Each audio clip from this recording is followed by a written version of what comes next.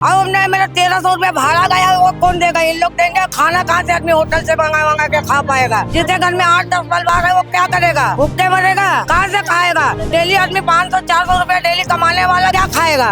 अमेरिकेने सुरू केलेल्या युद्धाची झळ सर्वसामान्य गरीब जनतेला लागते एवढं मात्र नक्की. लोक घाबरलेले गॅससाठी ती लाईन लागलेली आहे, पण ते गॅसचं पण निर्णय होईल आणि पेट्रोलचा काही इश्यू नाही. अननेसेसरी लोक रांगा लावतात. लोकांना माहिती आलं, लोकांना समजून गेलेले सर्व गोष्टी आता हे अशा होतच राहणार. हे सर्व लोकांना माहिती आलेलं आहे. त्या कारण आज लोक पण ह्या गोष्टीवर लक्ष ठेवत नाही, काय नाही, घाबर सगळे घाबरतात, काहीच नाही होणार. राजकीय लोकांच्या हातून सगळ्या सत्या घालवल्या पाहिजे सगळ्या जगभरात. हेच युद्ध घडवतात स्वतःचं करप्शन लपवण्यासाठी. हॅलो हाय, कसं काय? मी आरजे अमोल आणि आता मी जरा भटकंती करायला आलेलो आहे, कारण माहिती आहे तुम्हाला सगळ्यांना की घाम सुटलेला आहे. सगळ्यांना घाम उन्हाचा पण आहे आणि सध्याच्या परिस्थितीवरती सुद्धा लोकांना घाम सुटतोय. बिकॉज जेव्हापासून प्राईम मिनिस्टर यांनी म्हणजे नरेंद्र मोदी यांनी एक स्टेटमेंट दिलंय, त्यानंतर लोकांच्या मनात थोड्याशा शंका येऊ लागल्या. त्या म्हणजे लॉकडाऊन की निर्बंध काय आहे, लोकांना काय वाटतंय, यावरतीचा हाचा व्हिडिओ आहे. शेवटपर्यंत नक्की बघा. स्टेटमेंट जे दिलं होतं पंतप्रधान मोदींनी, त्यानंतर लॉकडाऊनच्या लोकांमध्ये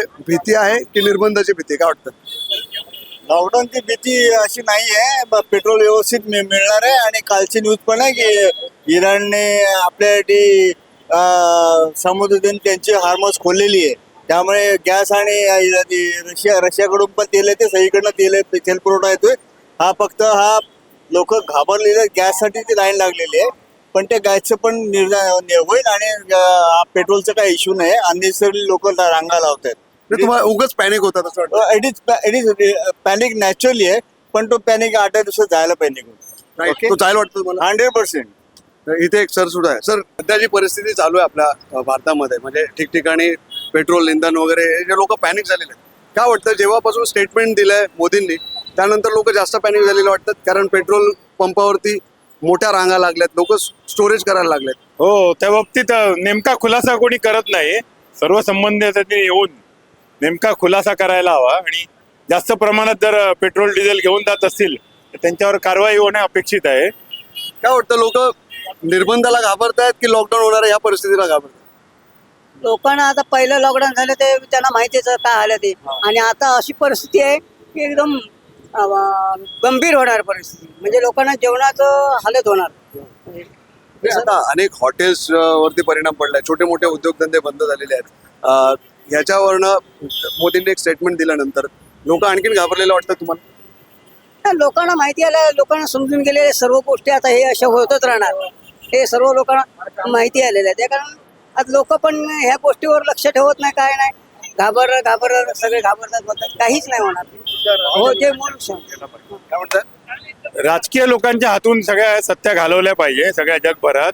हेच युद्ध घडवतात स्वतःचं करप्शन लपवण्यासाठी. असं केलं तर सगळ्या जगभरात हेच चाललेलं आहे. आता सध्या राजकारण्यांच्या हातात सगळं आता दरोडे घालायला लागलेत सगळे. पण तुम्हाला काय वाटतं, या अफवा आहेत लॉकडाऊनच्या की लोकांना कळतं की आता काहीतरी होणार? ते काय मी बोलू शकत नाही. तुम्हाला काय वाटतं, या ज्या लॉकडाऊनच्या ज्या चर्चा चालू आहेत, लॉकडाउन की जो चर्चा चल रही है, लॉकडाउन होगा, एक स्टेटमेंट की वजह से इतना परिणाम हो सकता है भारत में अभी इतना तो मुश्किल नहीं उठा सकते. एक बार हुआ था ना, सब लोग बैठे घर पे बैठे परेशान हो गया, काम धंधा नहीं, पैसा पानी नहीं, धंधा पानी पूरा बंद हो गया था ना. लॉकडाउन अभी आएगा, अच्छा नहीं लगता. नहीं तो आना चाहिए, नहीं आना मानता है, लॉकडाउन आना मांगता है. लॉकडाउन आना मानता है. उस बारे में आइडिया नहीं है. लॉकडाउन चलो, थँक्यू. मॅक्स महाराष्ट्र फॉलो कराल. आता जी परिस्थिती आपल्या महाराष्ट्रामध्ये आपण ठिकठिकाणी बघतोय की पेट्रोलसाठी पेट्रोल पंपवरती भली मोठी रांग लागली आहे. रील्स व्हिडिओ व्हायरल होत आहेत. लोकांमध्ये निर्बंध लागण्याची भीती आहे की लॉकडाऊन लागू शकतो असली भीती, काय वाटतं? लॉकडाऊन लागू शकतं अशी भीती.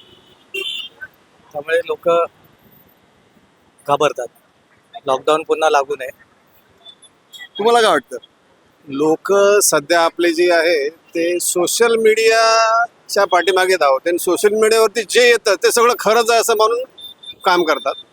त्यामुळे या सगळ्या अफवांवर विश्वास ठेवतात आणि पेट्रोल पंपावरती गर्दी करतात. काय गर्दी करायची काही गरज नाही आहे.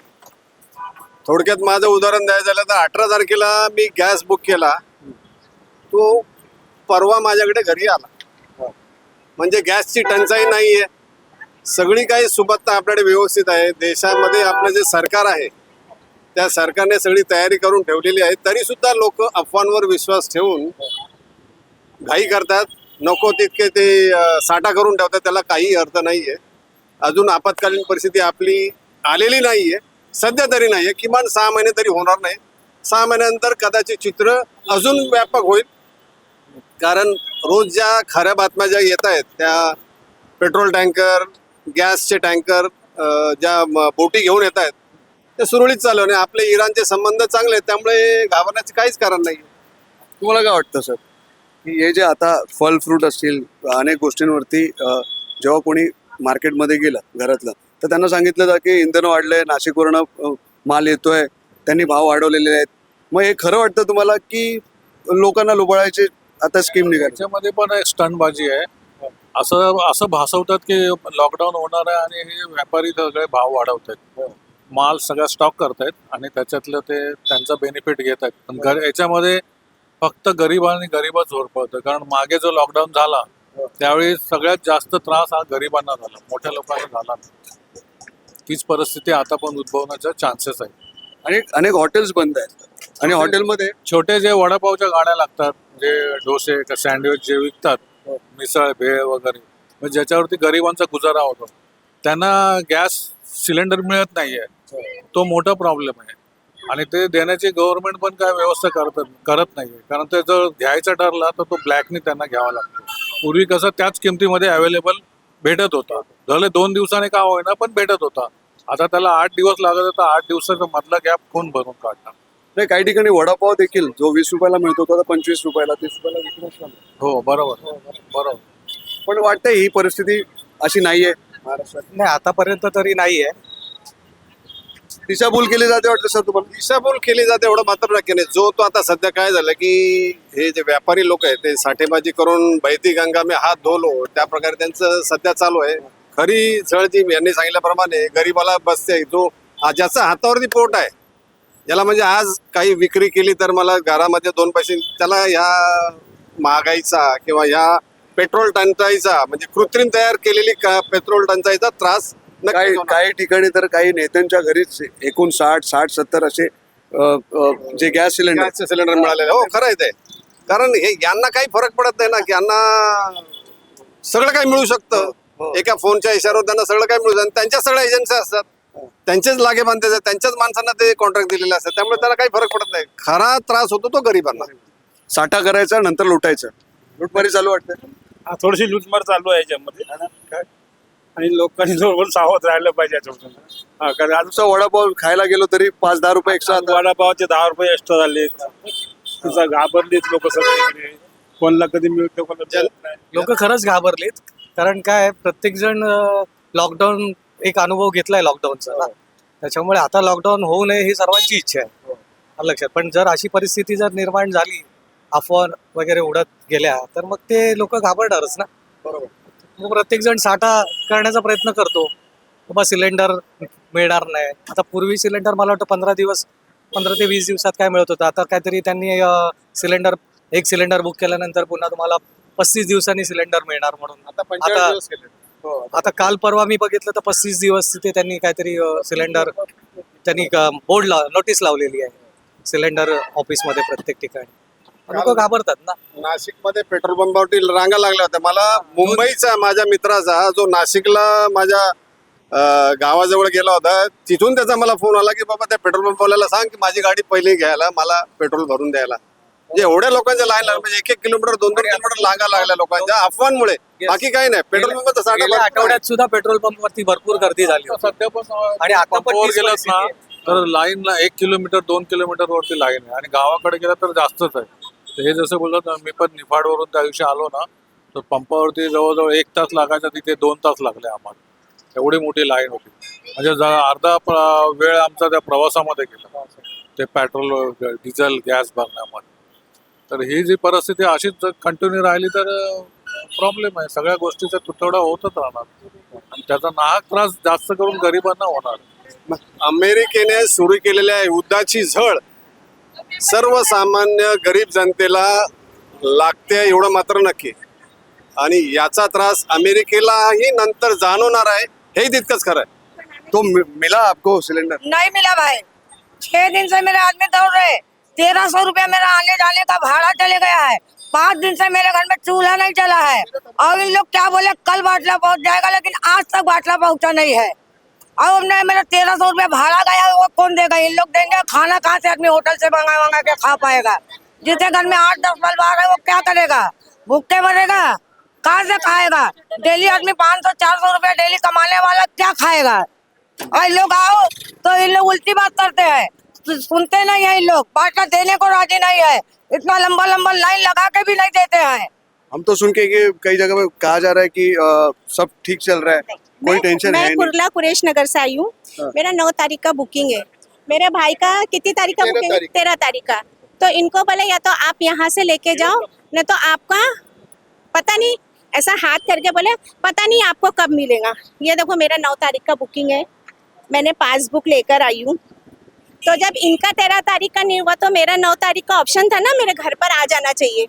तो बोले अभी आपके आदमी को आना चाहिए यहाँ पर जिनके नाम की बुकिंग है। अब वो ड्यूटी पर है, आज जुम्मा है, वो नमाज में फ़ोन नहीं उठाए। तो बोलते हैं आपके आदमी को केवाईसी कराना पड़ेगा। अगर केवाईसी नहीं थी तो अब तक के हमारे घर पे बाटला कैसे आ रहा था? आज ये ऑप्शन क्यों मिला कि आपको केवाईसी करवाना पड़ेगा? तो अभी आदमी काम पर गया है, मैं भाड़े के घर पे रहती हूँ। मेरा 2 ऑप्शन है, क्योंकि मेरा लैंडस्लाइड हुआ था तो मैं वहाँ से हट चुकी हूँ और मेरे को परेशानी बाटले की है। अब मैं यहाँ आई तो बोले सब कुछ देखने के बाद बोलते हैं कि आपको केवाईसी कराना पड़ेगा, आपके जिसके नाम के बुकिंग है उसका स्कैन, इसका चेहरे का स्कैन होएगा, फिर आपको बाटला मिलेगा।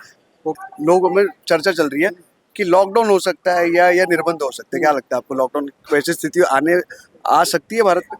आ सकती है सर, अभी तो ऐसा तो लग ही रहा है, देख के हो सकता है, देख के तो लग ही रहा है। अभी बताइए 12 तारीख का बुकिंग है, आया नहीं है। और मैं क्लियर बताऊं, ये लोग ब्लैक कर रहे हैं, ब्लैक कर रहे हैं 3-3 हजार का ब्लैक कर रहे हैं। क्योंकि हमारे मोहल्ले में है ना पूरा ऐसा टेम्पो भर के आ रहे हैं। ऐसा नहीं कि नहीं, मैं पहली बात तो 4 दिन से मैं हमने खुद पकड़े ब्लैक करते हुए, और मुर्गन हमारे वहाँ मार भी खाया है, बहुत मार खाया है। उसने ब्लैक करा 3,000-3,500 का। ओके, और ये पूरा स्टेप बाय स्टेप है ना, सब मिले हुए। यहाँ से लेके सुबह से फोन कर रही हूँ। पहली बात तो फोन ये लोग उठाते नहीं है, क्योंकि हम कस्टमर केयर पे फोन करेंगे, जो भी हमारा नंबर ये लोग दिए हुए।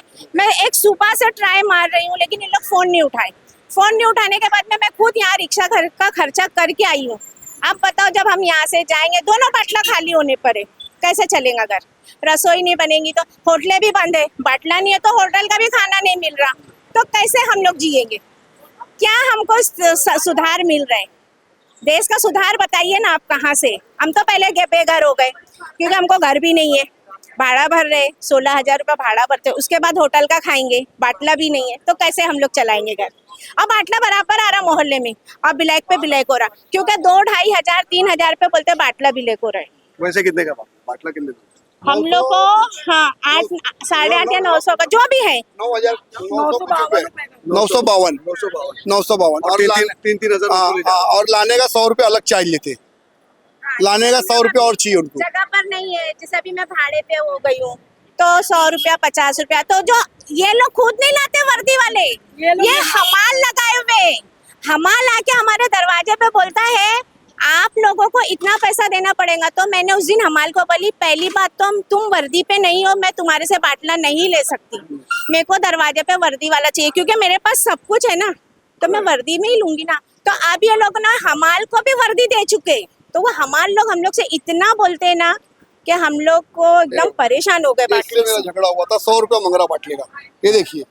और बोलता जिसको कंप्लेंट करना है करो, बोलता करो, हम लोग मेरे को फोटो तक के दिया बिंदास, 100 रुपया ये चाहिए। कौन है? ये मालूम नहीं है, देखो भारत गैस का मेरा बाटला लाया था, 100 रुपये चाहिए उसको, और बोलता बिंदास कंप्लेंट ह्या गोष्टी होत आहेत. म्हणजे काय होतं की एकीकडे लॉकडाऊन सारखी स्थितीचं वातावरण निर्माण करण्याची अशी लोकांमध्ये शंका निर्माण झालेली आहे. दुसरीकडे जर अवेलेबल असतील काही ठिकाणी गॅस सिलेंडर, त्या ठिकाणी लोकांची तक्रार आहे की ब्लॅक मध्ये विकलं जात आहे, पण आमचा नंबर लावून सुद्धा आम्हाला ते सिलेंडर मिळत नाहीये. तर लोकांमध्ये ती भीती आहे की लोकांना वाटते, काही लोकांना वाटतंय की लॉकडाऊन सारखी स्थिती भारतावरती येऊ शकते येत्या काळात, आणि काही लोकांना वाटतं की निर्बंध लागण्यासाठी आहे. तुम्हाला काय वाटतं कमेंट करून नक्की सांगा. पाहत राहा मॅक्स महाराष्ट्र. मी अमोल, सोबत सुमित. जय हिंद, जय महाराष्ट्र.